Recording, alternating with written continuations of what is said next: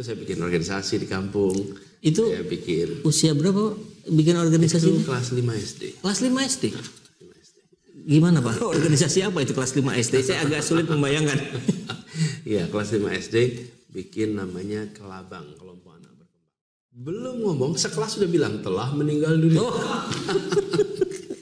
Jadi wajah kami itu wajah kematian. Oh. Tapi saya kapan saja bisa dihubungi sama keluarga.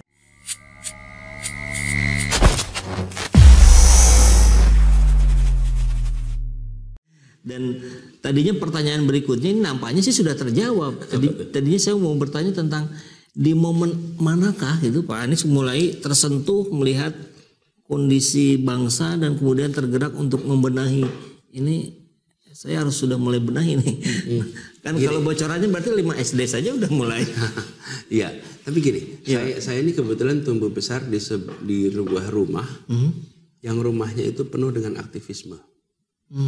Jadi kami tinggal waktu itu, jadi gini nih ceritanya. Kami tinggal bersama kakek nenek. Oke. Kalau dipikir-pikir sekarang kok bisa ya gitu. Waktu itu sih bisa. Kenapa sih yang terjadi? Rumah kakek kami itu di Taman Juwono nomor 19 di Dagen belakang Malioboro. Ya, kalau di Jogja itu ada namanya Jalan Dagen. Nanti di situ ada komplek namanya Taman Juwono. Itu kami tinggal di situ. Nah, rumah kami itu ada 1, 2, 3, 4 kamar. 4 kamar. Kemudian saya dan ibu dan ayah dan adik-adik itu 1 kamar. Kamarnya ukurannya 3 kali 3 meter. Itu kami pakai sekeluarga. Oke. Yang saya bilang kalau dipikir-pikir sekarang cukup gitu, cukup. Ayah, ibu, saya, kemudian saya dan 2 adik saya dalam 1 kamar. Kemudian kakek saya di situ, kemudian paman saya ada di kamar belakang, ada tante dan lain-lain. Nah, rumah ini tuh rumah yang kakek kami itu aktif sekali. Banyak orang datang, kakek kami waktu itu usianya sudah 70-an. Itu banyak orang datang, banyak orang diskusi dari mana-mana. Dan kalau kakek kami pergi, itu selalu mengajak, saya selalu diajak pergi. Saya TK saja, ini TK nih, kakek itu akan nunggu di depan ruang kelas. Di pintu TK. Terus nanti beliau jemput saya pulang, jalan sama-sama. Sampai ke rumah, saya ganti baju segala, nanti sama beliau saya diajak jalan ke Malioboro, ke kantor pos. Karena beliau mengirimkan surat tuh hampir tiap hari. Jalan ke kantor pos, saya diajak jalan ke kantor pos. Nah, jadi berinteraksi, berkegiatan yang dengan banyak orang yang relatif dewasa, itu usia agak muda. Walaupun pada waktu itu saya nggak paham apa yang mereka omongkan. Ngikut aja. Iya kan. Gimana? Anak kecil. Kalau kita bilang paham nggak mungkin lah. Namanya juga anak masih SD. Ini tokoh-tokoh senior yang ngobrol. Jadi orang-orang yang saya baru kenal di kemudian hari bahwa mereka adalah tokoh-tokoh penting di masa itu. Banyak sekali. Jadi karena perkawanan beliau ini kan founding fathers ya. Kalau bicara tahun 70-an akhir, 80-an awal itu baru 30 tahun sejak kemerdekaan. 45, Seperti sekarang aja, reformasi kan 25 tahun. Ini aktivis-aktivis reformasi, kalau cerita reformasi kan kayak baru kemarin. Padahal udah 25 tahun yang lalu. Nah, saya akhir 70-an, awal 80-an itu tokoh-tokoh kemerdekaan itu kalau cerita kayak peristiwa kemarin. Dia ketika mereka menceritakan, itu pengalaman unik yang saya alami di Jogja.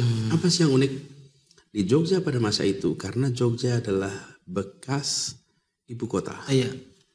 Banyak sekali tokoh-tokoh kemerdekaan yang tidak kembali ke Jakarta. Jadi ketika mereka tinggal di Jogja, anak-anaknya sudah mulai tumbuh besar. Ketika kemudian ibu kota kembali ke Jakarta, mereka bolak-balik pakai kereta ke Jogja Jakarta, tapi keluarganya tetap tinggal di Jogja. Jadi pensiunnya mereka banyak di Jogja. Pensiun nanti masa tuanya. Nah, saya ketemu dengan begitu banyak mereka, dan itu yang kemudian sangat mewarnai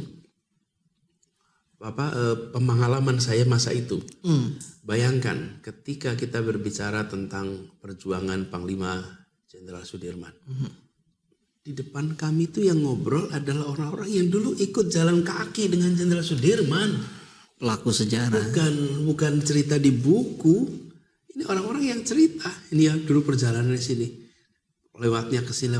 Kemudian ketika bicara tentang operasi militer yang kemudian dikenal dengan istilah serangan umum 1 Maret. Itu di desa Bibis, namanya Bibis di Bantul. Itu orang-orangnya pelakunya yang cerita. Jadi saya tidak dengar dari buku. Nah, saya dengar orang-orang dan di situ langsung. Apa sih yang saya temukan? Orang-orang ini bekerja mempertahankan republik, meresikokan hidupnya, dan di masa tuanya dia tidak menagih apapun dari republik ini. Saya tahu kondisi hidupnya sederhana, sangat simpel. Di saat republik sudah mulai membangun, mereka tetap tinggal di Jogja dengan semua kesederhanaan. Yang mereka miliki adalah rasa bangga bahwa saya dulu berjuang untuk membuat republik ini tegak berdiri. Itu saya lihat dari SD SMP, dekat dari mata langsung. Bukan bacaan dari buku. Orang-orang yang saya temui langsung. Dan itu saya temukan intensif. Intensif sekali. Berkali-kali dalam berbagai event. Karena itu nempel di memori saya. Makanya sebabnya saya sering bilang janji kemerdekaan. Iya. Pendiri republik. Orang-orang yang punya hibah luar biasa untuk republik ini tanpa minta bayar balik. Karena saya lihat dari dekat di masa itu.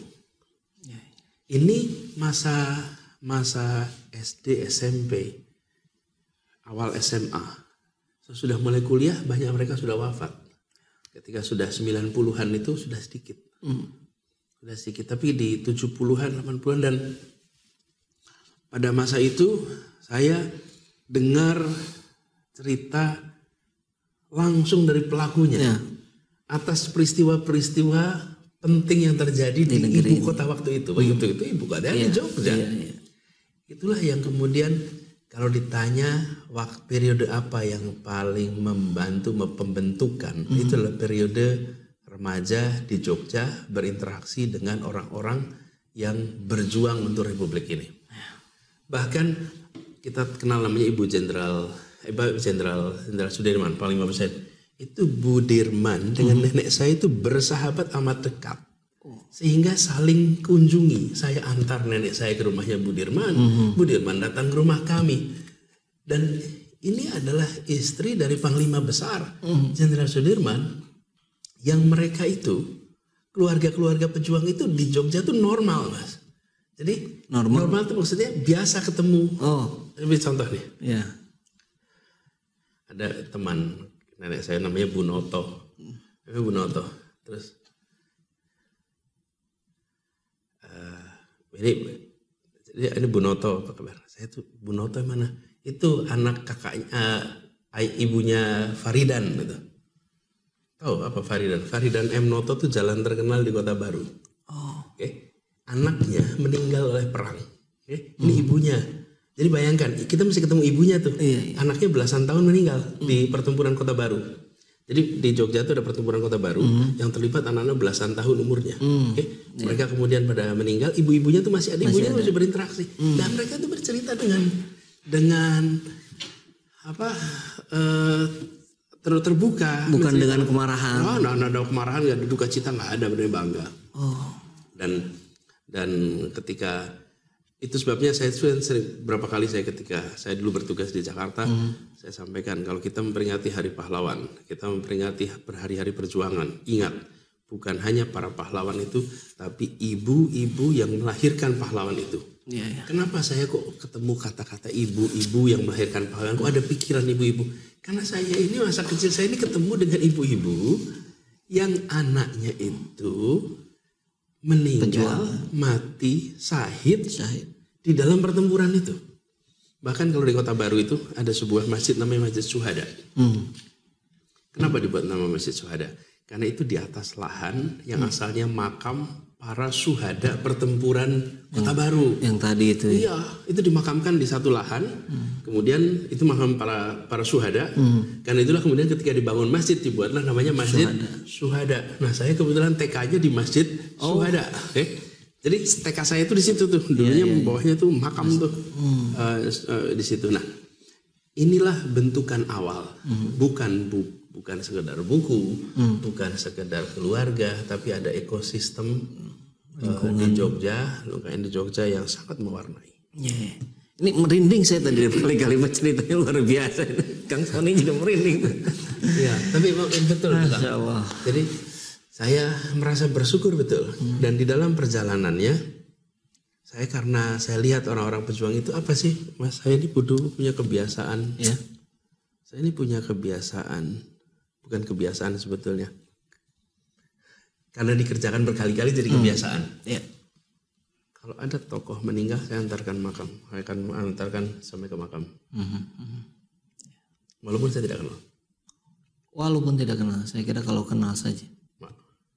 Ketika ada tokoh pejuang meninggal di Jogja itu banyak sekali tokoh pejuang meninggal. Ya. Dengarnya dari mana? Dengar dari keluarga. Ini siapa meninggal? Saya datang, berdatang. Saya selalu datang.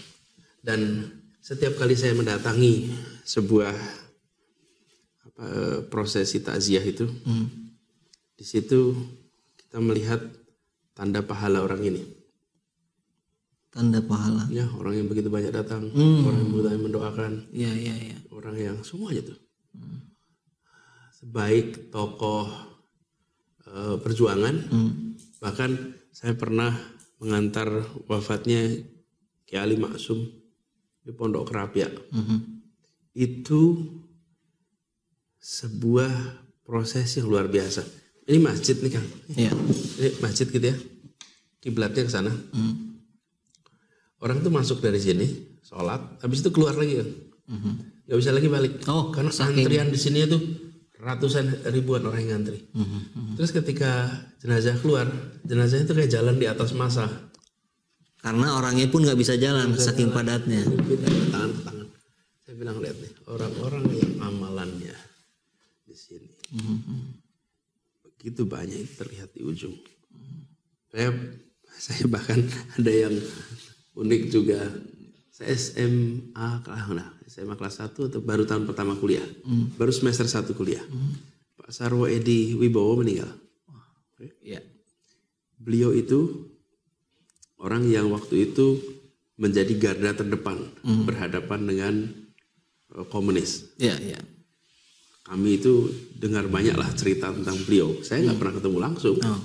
Tapi saya baca, saya naik bis kan dari Jogja ke Purworejo untuk melayat, untuk takziah.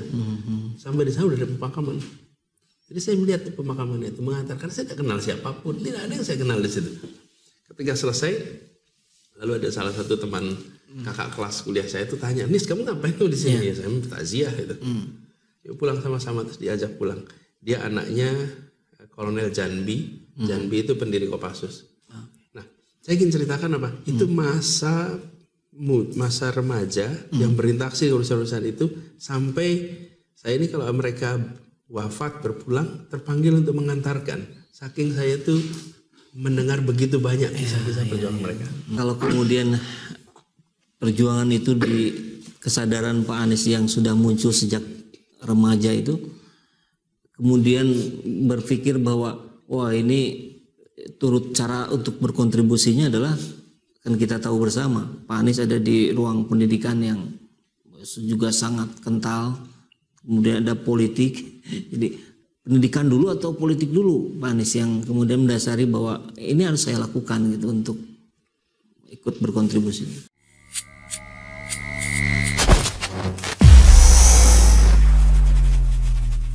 Saya itu nggak pernah membedakan Mas. Mau dikasih nama apapun nggak apa-apa. Mau kasih nama politik, mau kasih nama non politik. Saya merasa kita harus memberikan manfaat kepada orang lain. Kalau menjadi kepanitiaan itu saya milih seksi transportasi. Nggak keren. Secara struktural itu yang keren itu ketuanya. Saya bagian transportasi. Kenapa? Pertimbangannya? Itulah yang jemput pembicara. Menjemput pembicara. Oke. Jadi ketemu ya. Iya dong.